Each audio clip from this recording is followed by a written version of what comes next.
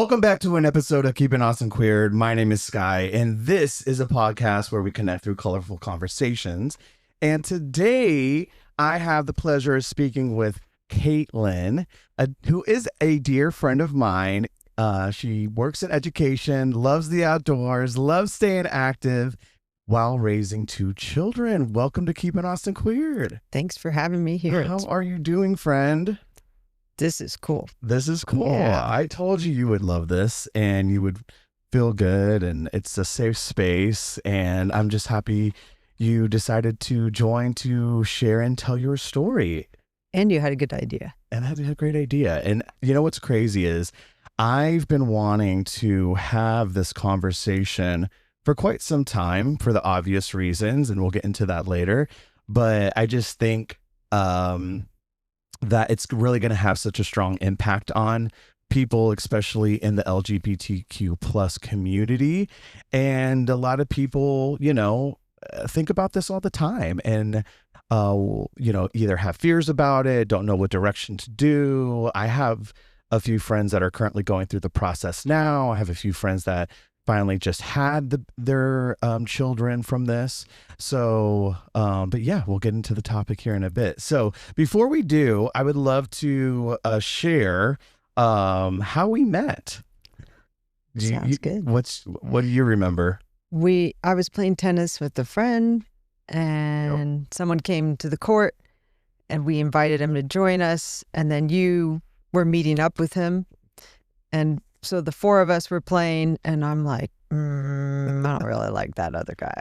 Right. But Sky is pretty cool, and that's my way. You'll see as we go into the story that I'll be like, if I like something, I go after it. So we chatted afterwards, and I was like, let's get your phone number. Yeah, no, it was an awesome day. I went with somebody else to go play tennis.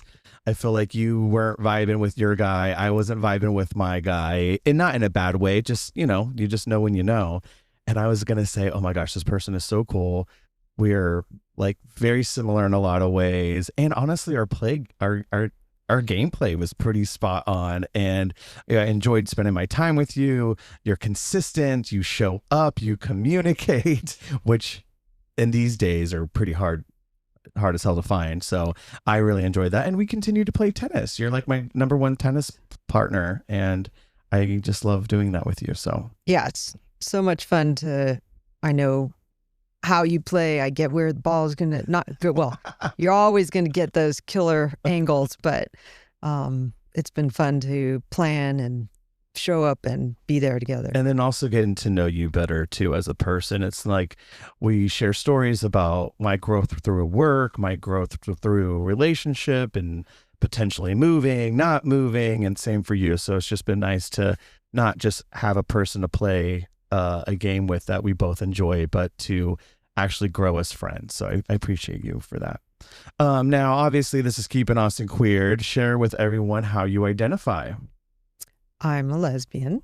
I've been out since I was 21, so a while now. Oh yeah, over 30 years. Same. Yeah. Awesome. Well, I again appreciate you for being vocal and being open about it and sharing yourself. So before we get into the fun of the topic and story time, what I like to do at Keeping Austin Queird is play a game where we get to know you a little bit better and kind of random questions. So we do a 3-card pool. One of them is Never Have I Ever card, and then one is Deep or Deeper. You can pick. So whatever you want, random, you can see. What did you want to do first? Let's take your random. I'll let you pick. Okay. Let's do random deeper. Okay. Did you wish you had more siblings growing up? Why or why not? I have 6 siblings. Wow, you have 6? 3 are half and 3 are full. Okay. And grew up mostly with 5 of us all together. Okay. And I was in the middle. You were the middle child. Yeah. No, maybe less. Yeah, the second 2, the last 2, they were some work for our family. My dad was older, and I was only there for one of the last 2. Before you went to grad school. Yeah. So Okay. not really So more. less. No, I mean, 6 is a lot. So I Yeah. think you're at the top there. I was the oldest of 4. I thought that was a great sweet spot. I wouldn't say anything less. I probably wouldn't say anything more either. So, all right. Did you want to do a deep, or never have I ever? We'll do it never. Never have I ever. Okay. Never have I ever had sex on my lunch break. Wow. I mean, Breaks. All break. I'm not a lunch break kind of job, but I've definitely done that. Okay. I would At some work related break. Right. Same for me now, being that I work from remote. I work at home, so maybe a lot more often than what you think. Yeah. But it's nice. Okay. One last one. Deeper, or never have I ever? Deep. A deep. Okay. Let's see here. Getting all the deepers. Oh, here we go. Have a lot of mediocre friends, or only one really good friend, and why? So you say whether you only fit one or the other? No, like what would you decide? Would you really have one really good friend, or would you have a handful of mediocre friends? Yeah, like quality versus quantity, or what? Yeah. Well, you can guess from the fact that we have really gotten to know each other, and there's not just let's play tennis and get on with things. So it's one. It's definitely, someone I really get to know well. I don't know any other way of being. Yeah, I'm the same way. I can't do small talk for so long, and I would say the people that I become friends with, I really invest in and support and care about. And I will say that I was never quantity over quality ever. I would say that my expectations of friendships have been a little bit, I would say, disheartened as I've gotten older, and they become more mediocre. And now I realize that, and I would just like to have, like, again, really tight one or two. That way I'm not feeling so where the scales aren't really, even in those relationships. So, yeah. All right. Well, thank you for playing those games and getting to know you a little bit better. Let's get into the story time. And so I know this, but of course, where are you from? How long have you lived in Austin, and what brought you here? Okay. I grew up in California. I grew up truly in Los Angeles, Santa Monica. I left for college and at 17, and I only lived there for like another half a year and some summers. And then I lived in Santa Barbara when I was going to the other part of college, and then Louisiana for 6 years of grad school, which also included some living in Virginia and England, months at a time, but still living. Like, it takes a lot of work to keep moving between places. Yeah, that's for sure. And then finally Austin in 97, and I was so done with so many moves. You couldn't get me out of here.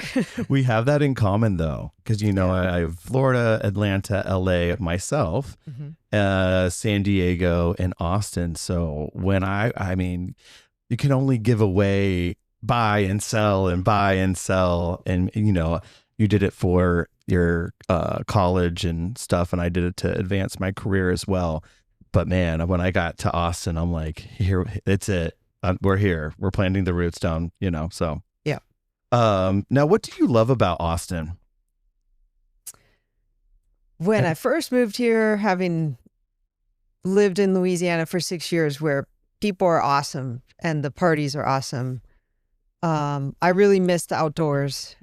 And so here, I was always like, I could go on a run on trails. I can go mountain biking on trails. I used to climb. I could go climbing, go check out the river. So, and then went out for partying too. So it was like the best of all worlds, and I could afford it on not a lot of money. Bingo.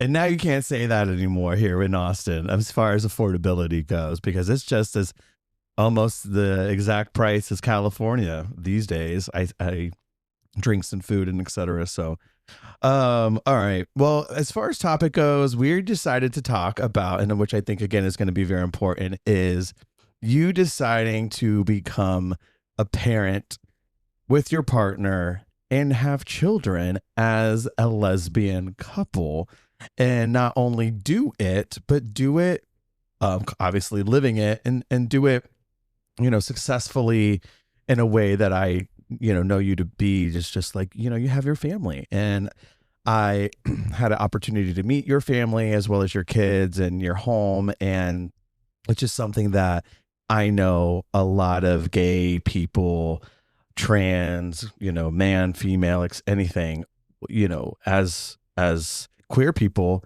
desire, want, are curious about, and kind of have those conflicts of should they or should they not, and kind of go through that. So that is what we're going to discuss today, and let's get into it. So did you always see yourself having children, like even when you were in your teens or 20s? So actually, I never saw myself having kids. Never. Like, wow. I remember when I started my position at the university, and I would read scholarship things, and the woman would write things like, I want to get my degree, and then this would be in the area I'm in, and then I want to get married and have kids. And I'm like, in your scholarship? That's what you're telling me? Like, oh, that is so weird. Who knows? You want to have kids like at that time in college. Yeah. And so I had not a single inkling of it. Then once my dad did say to me, like, you should have kids because you'll get old and you'll need someone to take care of you. Said, like they'll always love you. And I was like, well, I'm not having any kids, Dad, so that's not going to help. Did you know you were gay at that time when he asked the question? Oh, yeah. Okay. Yeah. Okay. He did know. I think it was like, and not be gay was the second half of that sentence. Have kids and not be gay. Typical. Okay. So not. Oh, that's interesting. Okay. So then when did you first start thinking about having kids? How did that go from a no to, was it a no to a maybe to a yes, or no to a yes? I wish I had more straight friends or friends that had kids, because you would have been able to from 0 to 100 in like 10 seconds. Oh shit. Okay. So my partner, who I was with, I am still with, yep, said, oh, I'd like to have kids after maybe a year-ish or two. And being together? Together or married? Just together. Yeah. Freaking lesbians. Oh, that was, we had known each other for 3 years before. Oh, okay. Conferences. Well, so we had like this build up of time and stuff. And so she said that, and I was like, yeah, I never thought about it. Okay. And I wasn't really even thinking about how to do it. And this story is an amazing story. So we went out to Habana's to eat dinner one night. We had just moved back to Austin, and it's on what is Congress. It? What kind of restaurant? It's a Cuban restaurant on Congress. And we ran into a friend from Austin, a lesbian who, she's like, I call her Miss Austin. Okay. She knows Miss everybody. Lesbian Austin. Let's make it clear. Right. I really mean that. Not Miss. Lived here all her life. In fact, so cool. She's owned the Torchies where Obama went in, and her sister was there when he went and ordered a Republican and a Democrat. Love those two. Those are my two favorite ones. I know. So should we just run into her there? We had just moved back to Austin from San Marcos because I couldn't do that. And we start talking, and we tell her this discussion that we've been having. She says, I have a gay friend who wants kids. Like, we didn't even have to do any work. Wow. And I didn't even have time to like talk about things or anything. And I'm always open to opportunities. Yeah. And I was like, okay. And I said, okay, yeah, let's get in touch. And then my partner and I talked. I'm older by 3-ish years. Okay. And so I would be first. Okay. So you don't So know this story at all. I don't. And I'm so excited to hear this. Real quick, did you have a discussion with your partner about how you were going to have kids? Like, no. So not No, like foster, not literally. adopt, not you're going to, that we can do anything really sort of in a way, or who's sperm, who's egg, who carries, who does this. Did you get to that point of game planning, or just you met this person and boom, rocket? I don't have a great like memory of the in between. I can just tell you that there was not a lot of in between. Mm-hmm. Whatever was there, I know I just don't see fostering or adopting as in my realm. Yep. So it was for sure carrying a kid.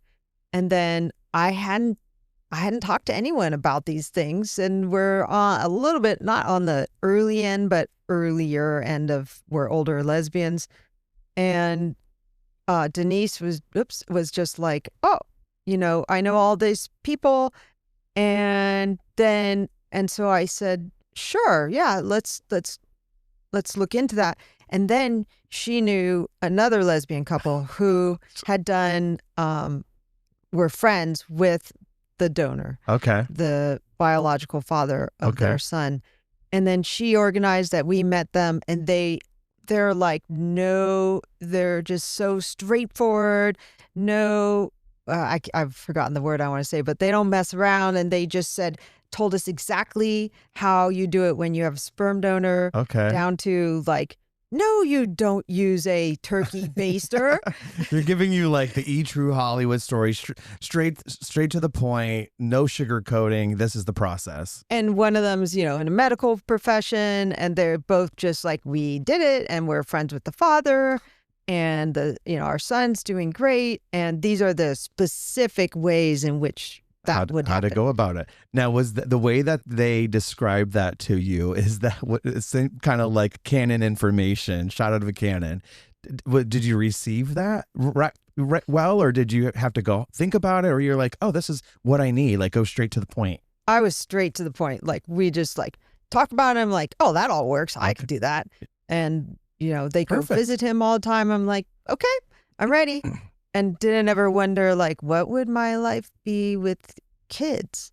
It was almost like it was just trying to get the next, like, okay, well, this is now my goal. You were moving in literally one step process of the one ahead of you. You're not thinking about everything else. Nope. Not like people go, they buy a house because the schools were like, I'm like, you did what? I didn't know you'd do that. Yeah. I was always like. Okay. So then did you have, you said I'm up first. So you guys decided that you were going to be the one to carry the child and have this donor support you with that. Now, now that you kind of had a plan, did you have any fears or hesitations after you guys kind of decided to, because obviously you're going through the motions, you're paying what you need to pay. No money. No money? No. I mean, we both got tested for diseases. Okay. That's it. Oh, that's easy because you guys don't have to worry about all that. So how do you get pregnant from a donor? They provide sperm in a cup. Okay. And you use a syringe to inject that cup, and you wait. And that's exactly what you did. And it worked, and you got pregnant. Listen, that worked. And 2 weeks later, I was doing an adventure race. And I'm like, God damn, I feel so tired. This is so hard. I'm exhausted, and I'm so grumpy, and it's horrible. All the hormones started kicking. And I was like, what is this? And it was in... And how old were you at that time? 36-ish. Yeah. And maybe 37 because I was 38. And so it's another year it takes. Yeah, listen. So I feel all this stuff, and we decide to come home from Houston from this adventure race because I'm just all dead, out of sorts. So I wake up at 4:30 in the morning. I'm like, what is wrong? I can't be pregnant. And then I'm like, and so I go, that day I took a test, not pregnant. Yeah. And then I look online. There was enough online to find out that there are more sensitive and less sensitive ones. So I waited till the second CVS opened to get the more sensitive one, and I was pregnant. Wow. And then I told everybody. And then a week later, I had a miscarriage. No. Yes. What? Yep. Do you know why, for any reason? This is a normal biological Yes. thing. No, I know. So yeah. There's many layers of it. And yeah. no, Okay. everything was good. Wow. Yeah. And it Okay. was not fun. Or maybe it was 2 weeks later, but it was too soon. And that's a whole nother episode. bad. But you were just, did you go through the motions of all that? Got through that. And like And 3 then- months later, we started again. Okay. And for 6 times, which took a year because my periods are so far in between, that it was a year and nothing took again. Wow. And then we both got ourselves tested at some point in that year.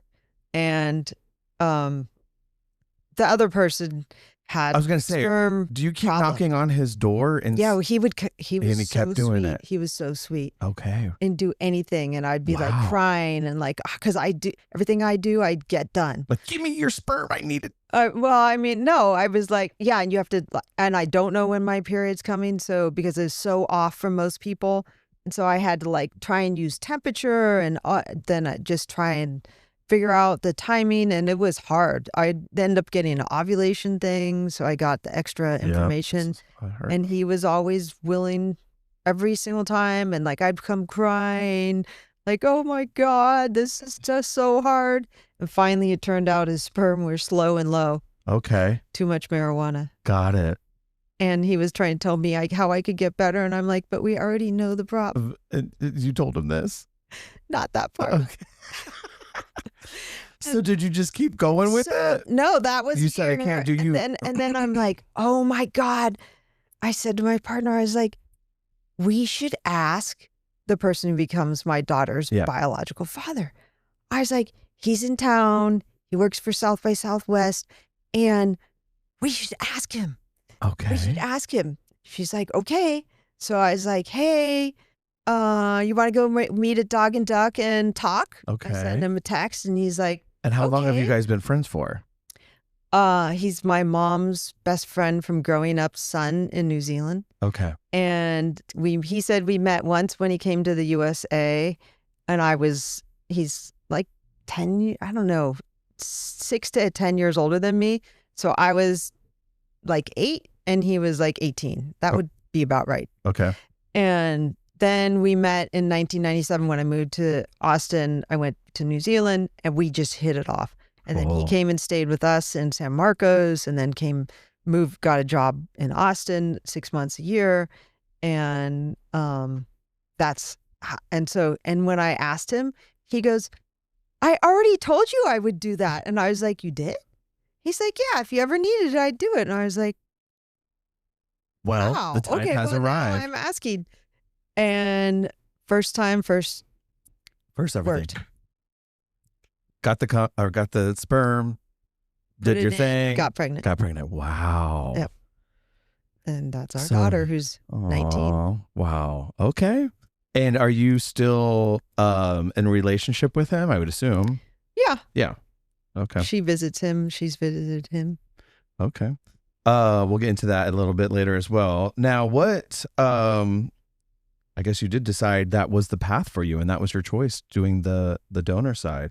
And did you want it to be someone that you knew? Because obviously people don't have that or in fear of asking someone, or obviously it can be very, very expensive choosing that. You know, what would you say kind of led you to that decision? So again, it was the fortuitous meeting with the friend. And when she proposed this scenario, you know, we did have to go and talk to a lawyer. Once we decide we're going down the route of someone we know, to just provide a little bit of extra safety on the back end. And then there was a period at some point where I looked at, you know, online sperm things. And I'm like, oh my God, how could anyone go through this and just read all these things and pick someone? And what was so important to me was that there's a person that the child can meet and know, because I hear so many stories of like, who's my parents, who's, and I grew up with a person who was adopted and seemed like she always wanted to know. And I just thought, why wouldn't I just know the person and have it a relationship? And I really couldn't imagine anything else. Anything else? So you knew that's what you wanted. You went through that process because you were going through that sperm kind of donor process, and you're like, this is not feeling right. And you went back to knowing someone. I didn't process. I just looked for like maybe an hour, and I was like, oh my God, who could ever do this? This is so, like, you're like picking someone based on like if they went to college and what color their eyes are. And I'm like, body God, type. I could just, and I want to know the person. Yeah. And I want my kids to know that person. And that's what we have. I love that. Okay.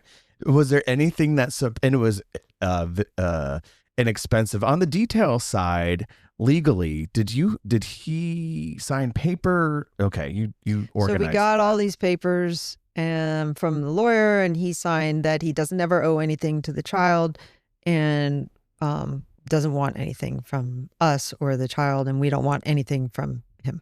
Okay. Did you know that that there was going to be a relationship ultimately, or is that just deciding depending on how things kind of evolved?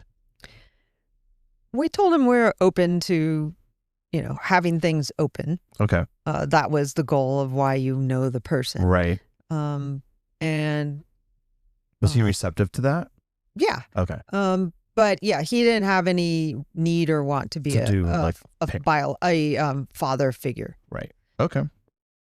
Was there anything that surprised you? So you're pregnant and you got it finally. Was there anything that surprised you about the process? Of pregnancy? Of pregnancy, yeah. Because you went from a no to straight, I'm pregnant. Yeah. Well, yearly. Well, year of trying, yeah. I truly didn't believe that it could take your brain away. I truly was like, oh, whatever. How could, how is it going to suck my brain out? There's science for that and everything, but I understood that it could, diminish your sort of mental capacity, but the level of it was extreme. Hormonal imbalance just taking over. And not imbalance, just a change in hormones and the way they affect you. So like trying to think hard was difficult. And it was like half a year after I gave birth when I suddenly went, well, first there was the third trimester where I'm like, oh, a little bit of a cloud lifted and I can think critically now. And then the next level back took like another half year. And one of my students said, oh, that's the old Caitlin back. And I'm like, slightly embarrassed and slightly happy. How did you enjoy your pregnancy other than that? I liked always doing two things at once. So if I was doing something, I was also being pregnant. Okay. So that means I was more, you like to be efficient. You like to be efficient. That doesn't surprise me about you. Okay. Now, I was going to ask, how was it being, telling your family and being pregnant as a lesbian couple, like walking around with the belly as a lesbian couple? Tell me what that experience was like. It changed so many things because my family knew ahead. I even asked my brother if he would be a donor for my wife, and he said, no way. He wasn't married at the time. And he looks similar to me. And I'm like, how hard is that? I did not realize how many men would say no. I was like, really? So you got a lot of no's before you got the yeses? Well,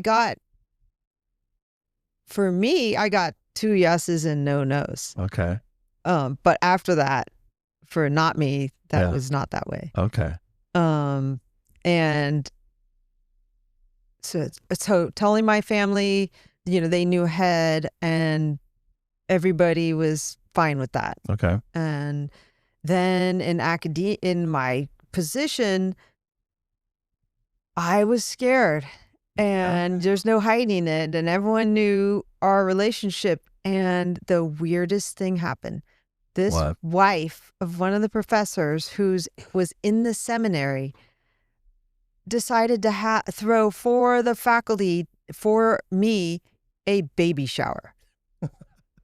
The last person I thought would throw me, and and then the other people were like, they all came and supported it and showed, and all of a sudden it was just made the whole relationship like that much one more like level up. I love that. Yeah. Okay. But anything in the streets, did you get looks? Or you're just like, oh, it's another pregnant woman? No weird looks. Nothing. No. Nothing. You never got it. We're in Austin. Yay. Austin, yay. All right. What was the experience like when you learned, well, you said you learned when you were becoming a parent, like after, was there anything that as a partner, did you learn anything about each other or support? Was there support? Was it just like, okay, yay, you're living in the excitement of being pregnant? Well, I was hungry a lot, so I got well fed. What were your cravings? No cravings. No just cravings? I literally ate double and would like eat. She'd make more food for me, and then I'd be looking at what's on her plate, like, I wonder if she's going to eat that because I'm going to eat it. That's me right now. Hey, I gained a pound a week. Okay. 40 pounds. Okay. And then you had the child. Yeah. How was holding your child for the first time of carrying? And my mom came. Aw. And she used to be a was it natural breastfeeding consultant. Okay. And was a nurse. Oh wow. And so I didn't get to have her the way I wanted to. I was, I'm about no pain, no gain. So I was like, I'm giving birth to this one the natural way. And then of course you are. Breech twice. That's upside down. Okay. And had a single umbilical artery instead of double. So when 40 weeks came, that's the max. She was holding on tight, and they said, well, they were going to try. They had already tried to flip her once, and when I came in, she had flipped back. And then, which is not at that late stage normal. Right. And then there's usually not space. Then I go back into, she's like, okay, you're going to have a C-section, or she's going to need to be flipped and come out. Because she had flipped back again. Okay. So we had it all scheduled. There's a day I get in. They're like, okay, we're going to flip. We're going to give you Pitocin and see if you have this baby because she might not have enough oxygen after that. And so we all go in, and the Pitocin, 8 hours of labor. Oof. And no change in dilation, zero change, like not coming. No. So at the end of 8 hours, are you no pain free at this point? Or 8 hours of labor, it hurts. Okay. But no pushing her out, right? Yeah, That's right. the other hurt. Yeah. It was a lot of pain, and I cannot remember it now. I just know that when is a female gynecologist, she comes in, she goes, okay, it's 4:00. So your C-section is scheduled for now, or we start over and try again tomorrow. And I had zero dilation. You're like, let's go, girl. And they were at 40 weeks, and there's just tomorrow. It's not like another day, another day. And Pitocin that did nothing. And I like natural and I like all that, but I just couldn't see that pain like getting anywhere. Yeah. So I was like, cut her out. And I've always been slightly sad about that. Oh. I don't know that it could have gone any other way, but there's a lot of health things that come from. So she had a lot of asthma and end up having ICU twice or 3 times because she couldn't breathe. Like just literally. Because of a C-section? Well, no, I can't directly say that, but the basically all the goop they come through, that's the good microbiome that's supposed to help and decrease all these health immune things. And so I didn't ever get to know, I wanted to know how bad that pain was. Yeah. You're like, I've done worse, and you wanted that challenge, and I could see it. And you wanted just to see it, feel it. And were you going to do epidural? Yeah, I didn't care about whether that happened or not. You just wanted to push through and push. And, okay. Yeah. I'm not like a midwife person or like all natural. I just wanted to try. Now you have your first child, your baby girl. How did becoming a parent, did it feel any different than what you imagined? Well, remember, I didn't really imagine. I know. I think I did a So whole it just lot of kinda things without imagination. Okay. I did You just went for it. planning Yeah. and just going for it at the same planning and head first at the same time. They're sort of antithetical, but they worked. It went that way. Yeah, I guess I had like, we end up getting this really great home when I was pregnant, well, building it and land. And I was like, oh, I'll be coming home from work and take the kids to the stream and do these things. And no, there was nothing that I thought would maybe happen is quite different than I ever imagined. Oh, I think that's how it is for most people, actually. Now, at what point did you decide, okay, your turn?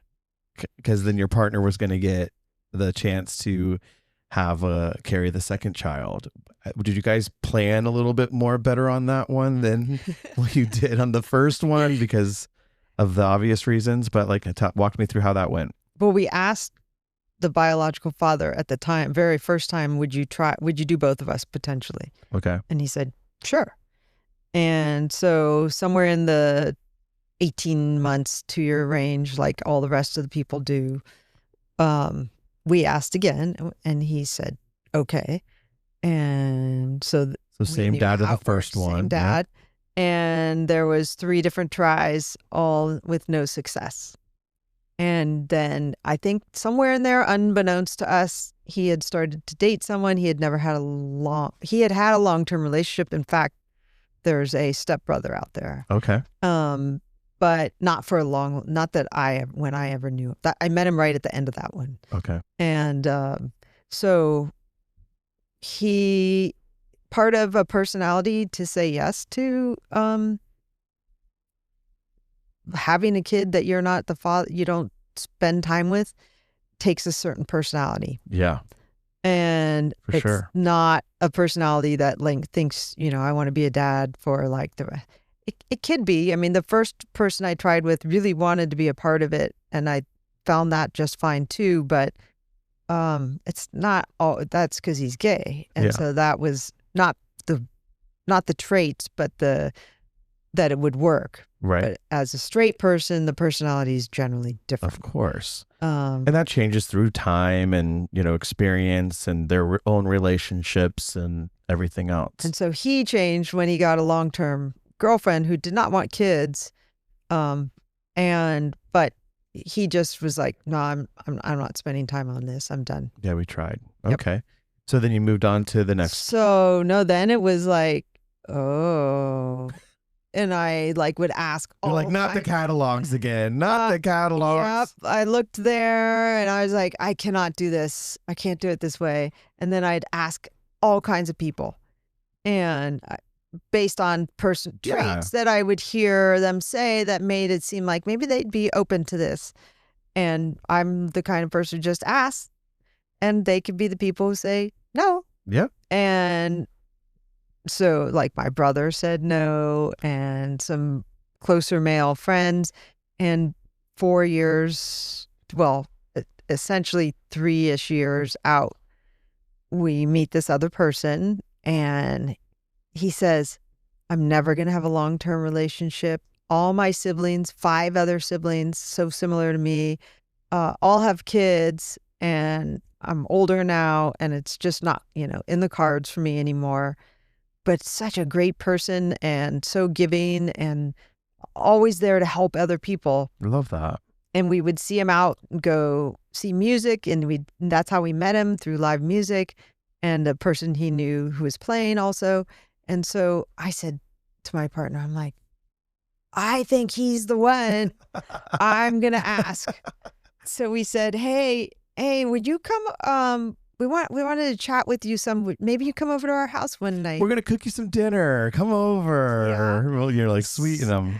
It was crazy. So we do that, and he's like, he knows we're going to ask him questions. So we get through dinner, on our daughter's around, and nice bottles of wine. Says yes. I mean, hours and hours. And finally I go, all right, so we wanted to talk to you about this topic. And he says, oh, do you want me to be like a father figure for your daughter? We hadn't started yet.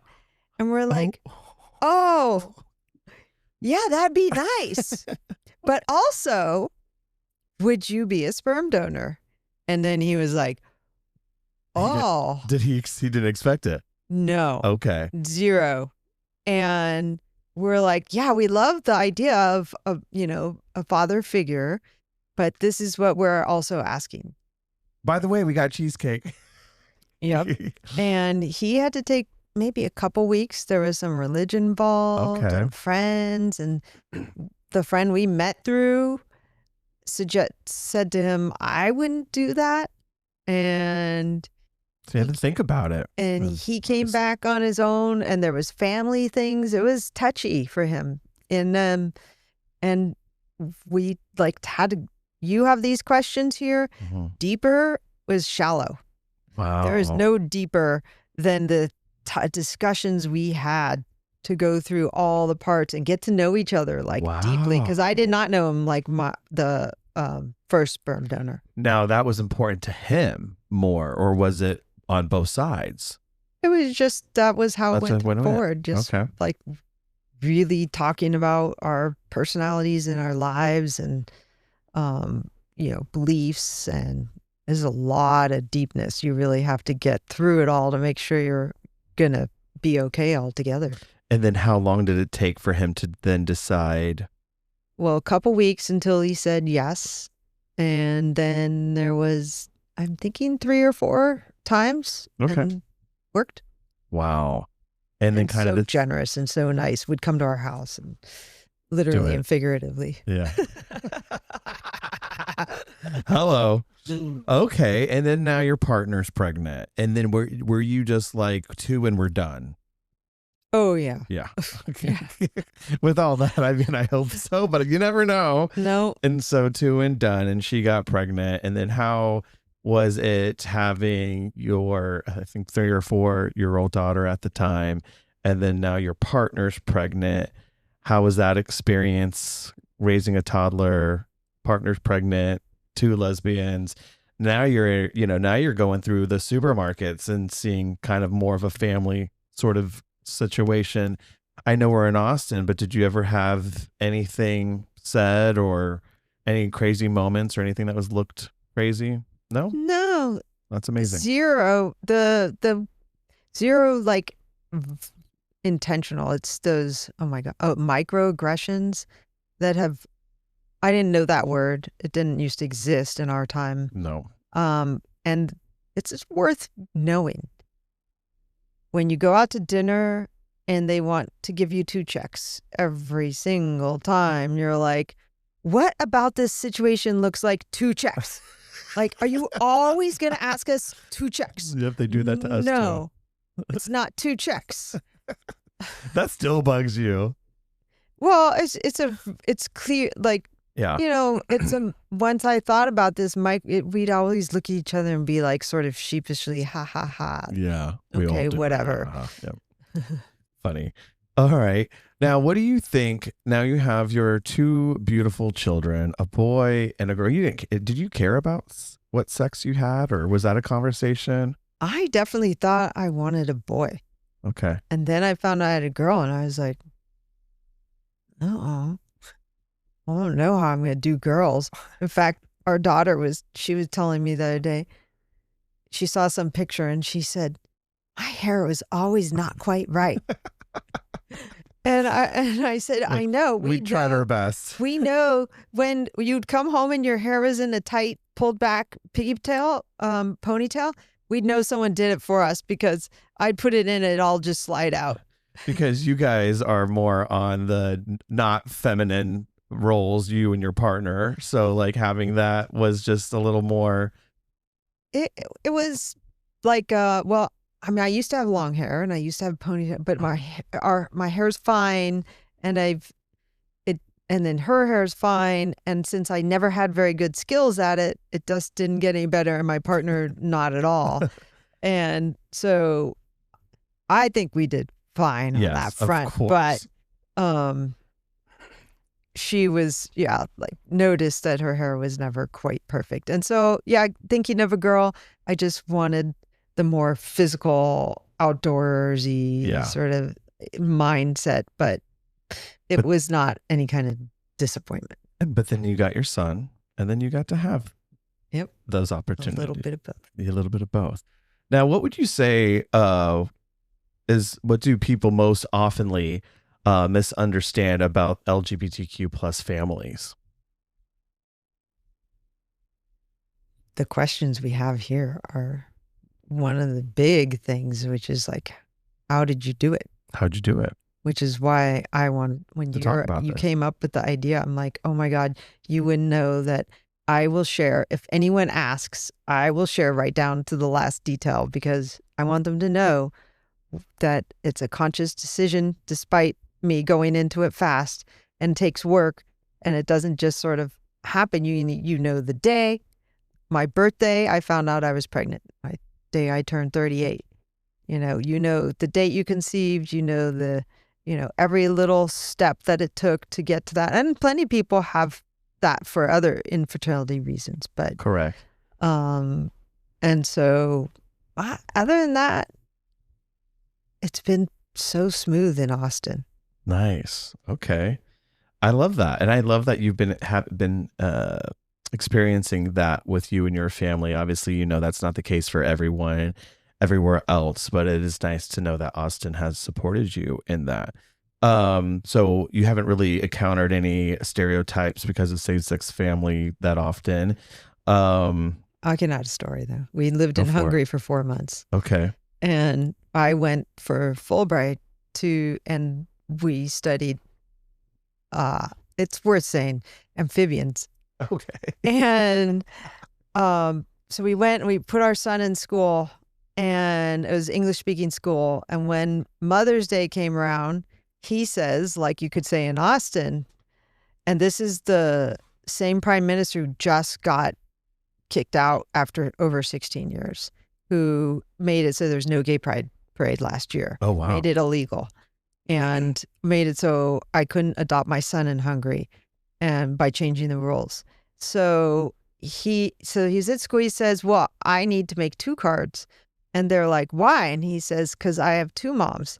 And then the kids are not accepting of that. Oh, damn. Okay. And then my daughter picked him up because it's all like trams and so easy. So she picked him up from school, and he's like, what happened? Like, this is what happened. She said, well, because you have lesbians for mothers. And he said, what? Amphibians? My mothers are amphibians? Lesbians, amphibians. And we study them. So he'd been hearing the word all the time. Often, yeah. Yeah, and there was days at school he didn't want to go back to school. Oh. So kind of definitely. Now, that brings up my next question is, how did your children, while you were raising them, elementary school, middle school, etc., like how did that, and obviously they're in high school and college now or graduated, but like, did you realize, how sensitive were you to, or how often did you bring up in conversation about them having 2 moms? And, they go to school, they see their friends, they're watching television. How did you approach that? We were so lucky. I mean, in daycare, one of the kids had 2 moms, and our daughter was in daycare. And then when she went to elementary school, it was a charter that was lottery and also application, actually. Just you had to apply and whether you got in or not. And it was a really good one at the time. She got there, and there was 3 kids with 2 moms. Wow. Out of 15. Yeah, that's a lot. Yep. And so we just started. We never had to not say it. Okay. And so and then she would like to. My daughter still likes to see what people say when she's like, yeah, and I have 2 moms, and people will think like maybe she'll make sure they know that no, it's not because her parents got remarried or stepmom remarried. Okay. Yeah. And did they ever come to you about any differences or what was said or told outside of that one story? Because kids can like to kind of maybe keep it in a lot, but then sometimes they're like, you can see that they might be thinking differently or something was said differently, and they're maybe, God, we've been so lucky. I mean, the Hungary trip, we knew we had to be careful there. Okay. We didn't predict. We could have predicted the Mother's Day, but we didn't. I really. And don't we're think recording this on Father's Day. Yeah. Well, I'll be going home for having Father's Day with our son's biological father, who is still acting as a father also to our daughter, whereas the other father only pays attention to our daughter. 90%. There's like a 10%. And we're also friends with his mother, the biological grandmother, and she'll like send more money to our daughter and less to our son. What? And whereas our son's biological father, who lives nearby, and that it all worked out. It's an amazing extended family. And he got married. After saying he'll never get married, he ended up getting married. She's posting on Facebook how happy she is with him being a good father person. I love that. Yeah. And found someone that would not finally, I guess, decide to get in a relationship and get married, but that also supported him through the decision that he made earlier on. And he did run into one person who he was dating who was like, no, you have kids from this other thing. No, I don't want that. That didn't happen. Dang. He ran into more things than we did. I can imagine that. I mean, people have questions and they're going to want to know. And obviously you have to be transparent about that. And some people have a vision of how they're going to live their lives with their families and et cetera, how he did have, like, he had to leak it to his family to let one sister know, to get the others to know, after it was already happened, after we already had kid, to make, he thought that would be the best way that they would be okay with it. And they all have accepted us. So we just have big extended family. It's so amazing. I love that. And that it feels great. And yeah, like I said, I was able to go to a celebration of yours and it felt that way when I was there. How did they both look at it as now having a relationship with the men in their life? The kids? Yeah. Mm-hmm. Like they know that these are my mom. These two are my mom. Both are my moms. And this is our family, but he's an extension of that and how that kind of orchestrates. Yeah. They like it. There's 2 Father's Day cards waiting for our son's biological father. Mm-hmm. 2 cards, one from each kid. Yep. Not from us. I love that. Not one sent back to the first father either, because that's just not how it is. Yeah. Not a negative. No, or positive, that's just what the terms were. Yeah. Okay. So they didn't have many questions. They just kind of rolled with the punches. Start out right from the beginning. You always know all the details. Yeah. And so, yeah, they didn't really have questions other than about amphibians. And what have they taught you over the years? You had children. It's one thing to have children, and then babies to toddlers to elementary, middle school, high school, college. Like, gosh, that's full cycle parent, and it's obviously still never ends until you pass away. But what have they taught you that you weren't really aware of? Having kids? That I don't have a lot of patience. Our daughter really is taken to teaching people about having 2 moms. So she makes sure people know, and makes sure like there's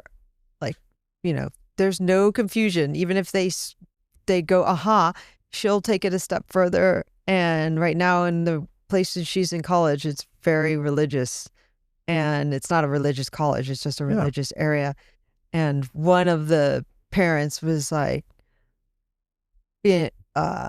pastor or something, and was like trying to get her to like say that's not really what she means. And she's like, nope, That's what I mean. That's what I mean. I have two moms. Yep. So she's proud. Yeah. And she's making sure that people know and understand and like really advocate herself and for your family. And then our son, when it's convenient, not like convenient, but when he feels he would like that, he'll call his biological father his dad.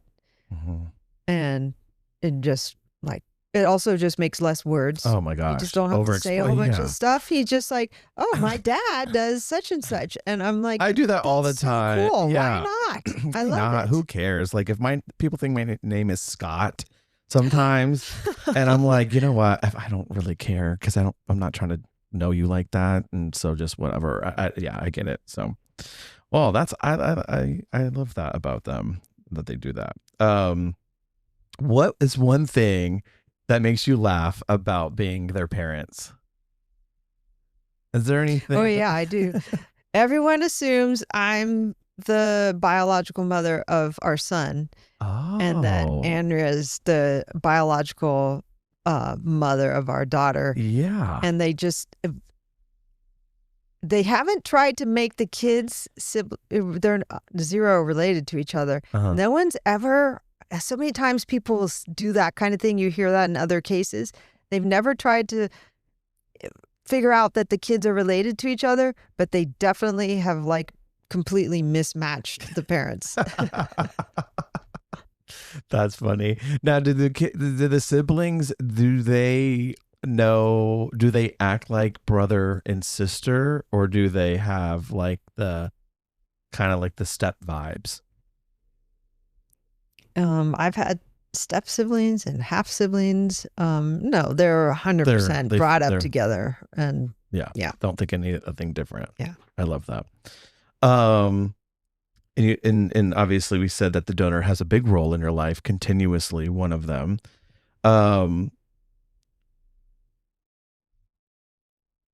Sorry, I don't want to ask these same questions about the donor.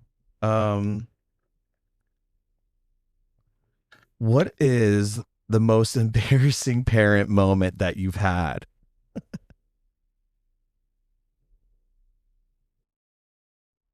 Or what is something that you learned that you wish someone would have warned you about, since you kind of got into it very quickly?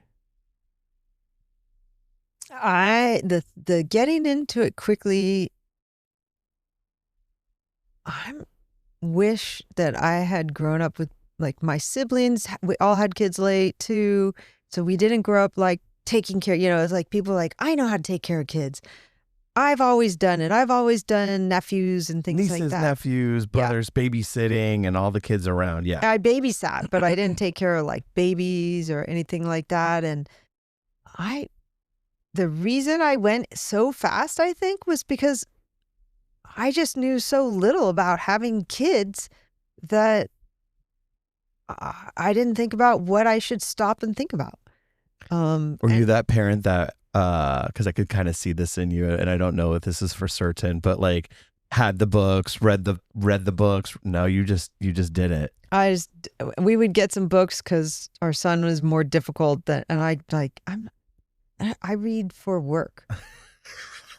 And then at home I want to read a story, and I don't learn that way. Yeah. And that's the thing is, so that's this part where it's like, did I really want my whole life dedicated to kids? Like, I didn't necessarily think like, oh, I need someone there when I'm getting old, and I've never thought about that. And my father's statement was like, I don't really need to, have a kid just to know they're going to love me always, which is not even true. Okay. Yeah. And so, yeah, I wish I had more people I'd talk to about, like, now so many people think about not having kids, and their reasons not to have kids are viable and something I wish I had known to think about. I don't regret having my kids, but I do regret not being as intentional. It just went so well, which is like so great. It's like, how can you Blessed in complain? that way? Yeah. Yeah, but at the same time wasn't fully intentional, and maybe if I had spent more time thinking it through, then I wouldn't be second guessing myself. Right. Yeah, me and Jason, we go back and forth, back and forth, back and forth, back and forth. Right now, we're on a hell to the nah, to the nah, nah, nah. No, we're not having it. Just because, I don't know, if things change with, we're working on, next building our businesses, next level in career. And the only way that we would want to do it would be to adopt. Now, I don't think that would be an option for us because we're so on the no side now, just world life, older, and just having your own time and cost of what it takes to do all that. We're very smart and educated in that way where, we know it takes a lot to give. And I don't necessarily know if we want to give a lot of that to for ourselves. But my sister has 3 young kids. And if anything happened in that situation would probably be the reason why we would become parents to them. But yeah, right now it's a hell no. But we think about all that stuff all the time, as any person typically does, and kind of the ways you want to go through that. Other person, not me. other than you, most other people. All right. What I was going to ask you, do you have any family traditions? Or any family traditions, or which traditions do you love the most? What I love the most are decorating cakes for birthdays. Homemade cake. Homemade cakes and that. homemade decorations. And I did it for years. And then my daughter took it over and does an amazing job. Nice. Oh, and homemade cards. I love homemade cakes and homemade cards. I love that. Okay. What do you wish more people understood about LGBTQ plus parents?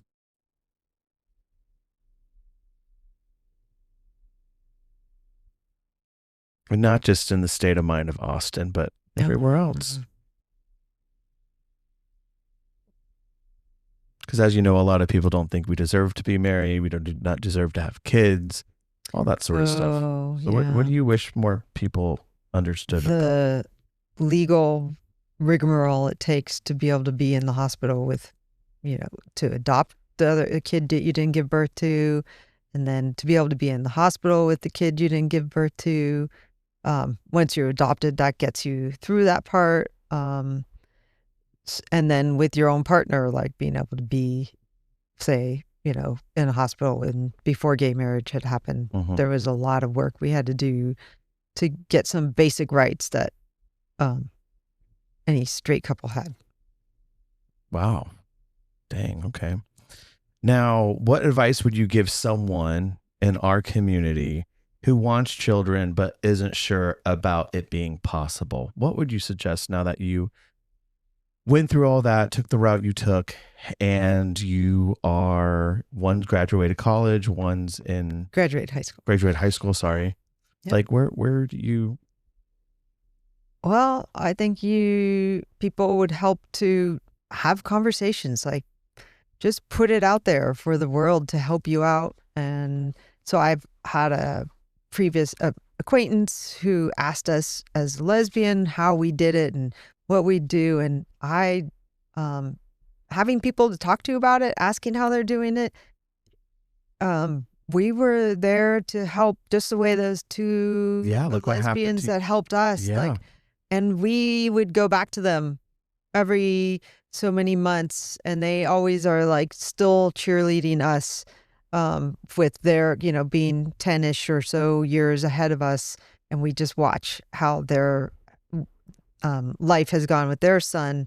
And to try and do it yourself is being open to different ways in which it can happen. You could have an extended family. That's oh my God, extra babysitters. Yay. Yeah, you got and support. No family in town. So the extended family, it's amazing. There's so many times it saved us. Absolutely. I completely see that and agree. Now, last question before we go. Looking back, would you have done anything differently? Well, I told you I'm not sure whether I feel that I'm a great parent. So as of right now, oh yeah, it's still it's tough.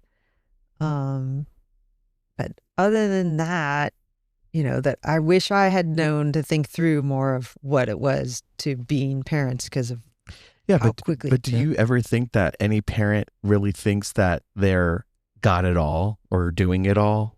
Is that like a false thing that I think what we all want to have? But I mean, just knowing the friends in my family and life, it's just like they're doing the best that they can. No? Yeah. Yeah. No, I get that.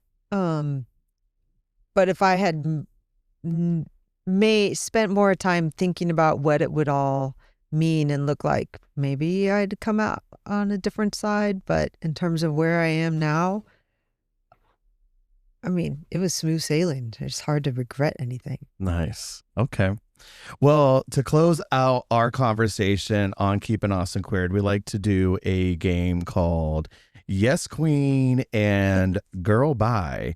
So, keeping it on topic of LGBTQ plus parenting and having the journey that you went on, what would you say that you enjoyed? Like, yes, Queen, like this is I love this about parenting. And then what do you're just like, girl, bye. Girl, bye on parenting. I do not like this. And you could Like shopping? Yeah, I have no interest in shopping. in grocery, clothes, anything. Oh yeah, I don't like going grocery store. I like having nice clothes, but it'll be like once every couple years. But back to school shopping. No, back to school shopping. None of that. Our daughter had to figure it all out on her own, and she's like, "I don't need your guys' help. You don't have good taste." So, shopping as parents is your girl bye. What do you enjoy? What's your yes queen? You could say more like, yes, Dyke, I'm going to go play sports with my son. Okay. I don't know if that throws off your No. But you could put it that So way. you love that you have a son and you're able to be the lesbian that you are and play sports and do all the fun things that you have. I love that. Well, Caitlin, thank you for doing this. This means everything. And I didn't even know a lot of this personal story about yourself and your family and the, roads that you took to get where you guys wanted to go. I think it's amazing. I think it's beautiful. I think this conversation is really inspiring. And I thank you for deciding to do this and share your story, which I think is very important for our community. So great questions, and thanks for doing this for me. Of course. Well, that's it, you guys. Have a great day, and don't forget to keep Austin queered.